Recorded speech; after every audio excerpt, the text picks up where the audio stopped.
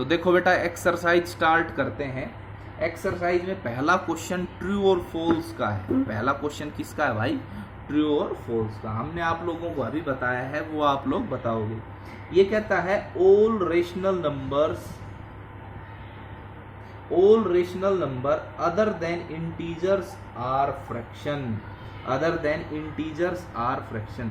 क्या सारे के सारे rational numbers other than integers are fraction? क्या फ्रैक्शन होंगे? यस, ये फ्रैक्शंस होंगे। इससे अगला आता है every integer is a rational number. अभी हमने बताया, ये कहता है कि every integer is a rational number, कि क्या प्रत्येक इंटीजर एक रैशनल नंबर होगा? तो आपको अभी मैंने बताया, जैसे मान लो हमने ये ले लिया -3 -2 -1 0 1 2 और 3, इधर माइनस प्लस इन्फिनिटी तक और इधर माइनस इन्फिनिटी तक। अगर मैं इन सभी के डिवाइड में 1 लगा दूं तो हमें कोई दिक्कत नहीं है, हमें कोई दिक्कत नहीं है। तो ये हमारा क्या होगा बेटा? एक इंटीजर, सॉरी, प्रत्येक इंटीजर एक रैशनल नंबर होगा। यस।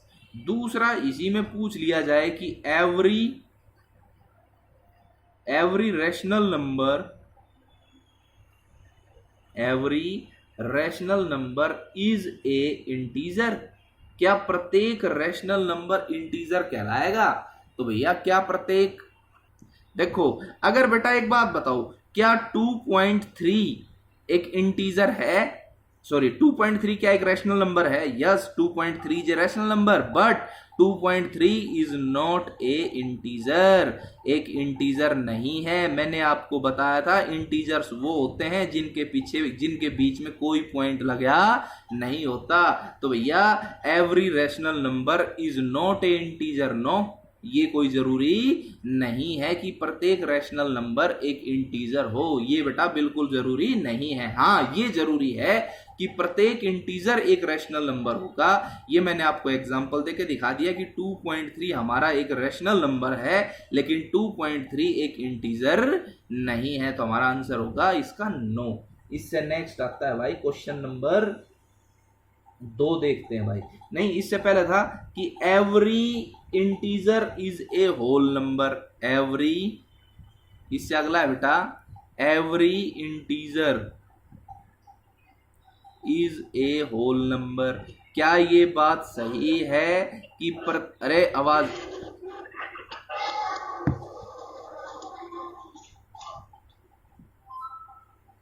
ये कहता है कि every integer is a whole number. क्या प्रत्येक इंटीजर एक होल नंबर होगा? नो। क्यों नहीं होगा? क्योंकि होल नंबर किसके अंदर आता है? इंटीजर के अंदर आता है। होल नंबर किसके अंदर आएगा? इंटीजर के अंदर। अगर ये चेंज करता language, every whole number is a integer, तो वो सही हो जाता कि हाँ प्रत्येक होल नंबर क्या कहलाएगा? एक इंटीजर कहलाएगा। ठीक है। अब आता है बेटा क्वेश्चन नंबर 2। क्वेश्चन नंबर 2 क्या कहता है? 2 कहता है कि what is the difference between the statement. क्या अंतर है इसके अंदर? पहला स्टेटमेंट है x इज पॉजिटिव, और दूसरा स्टेटमेंट दे दिया x इज नॉन नेगेटिव, कि x हमारा नॉन नेगेटिव। बेटा इन दोनों को जब देखते हैं तो ये सेम लगते हैं, लेकिन इनमें अंतर है। पॉजिटिव का तो मतलब है वो ऑलवेज ग्रेटर देन 0। पॉजिटिव का मतलब क्या है? कि x है वो 0 से बड़ा है। और नॉन नेगेटिव का मतलब है x is always greater than is equals to 0। x is always greater than is equals to 0। अगर कहे x इज पॉजिटिव तो आप कहोगे x की वैल्यू 0 से बड़ी है। अगर वो कहता है कि कोई नॉन नेगेटिव है, नॉन नेगेटिव का मतलब वो 0 के बराबर भी हो सकता है और 0 से बड़ा है। तो ये था आपका क्वेश्चन नंबर 2। अब क्वेश्चन नंबर 3 पे चलते हैं। क्वेश्चन नंबर 3 देखो क्या कहता है। क्वेश्चन नंबर 3 कहता है बेटा इज 0 ए रैशनल नंबर। क्या 0 ए रैशनल नंबर? क्या 0 आपका एक रैशनल नंबर है? तो हम कहेंगे yes, 0 is a rational number.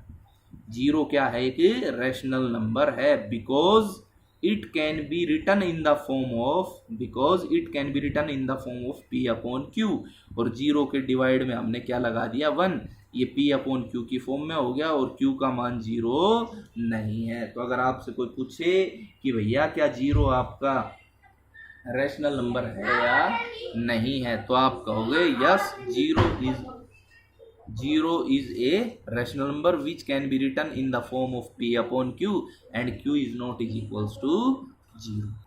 इससे आगे आता है कि representation of a number on a number line या representation of a rational number on a number line. हमें एक नंबर को रिप्रेजेंट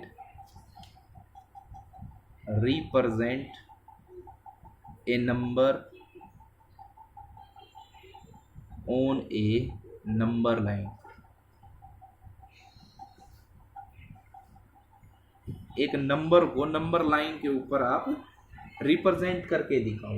देखो सभी बच्चे इंटीजर्स हो गए, नेचुरल नंबर हो गए, होल नंबर हो गए, इनको तो आसानी से रिप्रेजेंट कर देते हैं। चलो हम सभी का एग्जांपल ले लेते हैं। पहला आया कि देखो, पहला है कि 7 को रिप्रेजेंट करो, 7.2 को करो, -3/2 को करो और माइनस का 12/5 को रिप्रेजेंट हमें करना है। तो देखो बेटा, ये हमारी नंबर लाइन है, ठीक है बेटा। यहां हमारा इसका जो मिड पॉइंट होता है वो 0 होता है नंबर लाइन का। इधर 0 से राइट हैंड साइड में सारी की सारी पॉजिटिव वैल्यूज होती हैं प्लस इन्फिनिटी, और इधर सारी की सारी हमारी क्या होती है, माइनस की वैल्यूज होती हैं। अगर आपको 7 रिप्रेजेंट करना है तो आप इसको बराबर भागों में बांटो। हमने इसको तोड़ लिया 1 2 3 4 5 6 और ये 7। हमें 7 पे जाना था तो आप पॉजिटिव 7 पे जाओ और इस प्रकार से सर्कल बनाए और इसको नाम दे दो ए, ठीक है। तो ये आपका क्या रिप्रेजेंट हो गया बेटा, 7। इसी प्रकार से अगर आपको 7.2 रिप्रेजेंट करना है तो यहाँ आपका 8 आएगा, 8 आएगा। इसको आप 10 बराबर भागों में बांटोगे, 1 2 3 इस प्रकार से, और हमें कितना चलना है 0.2, तो 1 और 2, तो ये आपका कहलाएगा 7/2। क्या कहलाएगा बेटा, 7/2। इसको आप b नाम दे सकते हैं। इसी प्रकार से मान लो माइनस का 3/2 है, तो माइनस के 3/2 को हम 2 प्रकार से रिप्रेजेंट करके दिखाते हैं आपको। जैसे 3/2 है तो आप सभी को पता है इसकी वैल्यू माइनस का 1.5 बन गया। क्या बन गया, माइनस का 1.5। तो इधर आपका -1 है और इधर आपका -2 है। बेटा -1.5 चलना है, आप इसको 10 इक्वल पार्ट्स में डिवाइड करोगे तो कितना चलो आप 5, तो 1 2 3 4 5, तो यहाँ से आपका पॉइंट जो है क्या आ जाएगा, -3/2। तो बेटा ये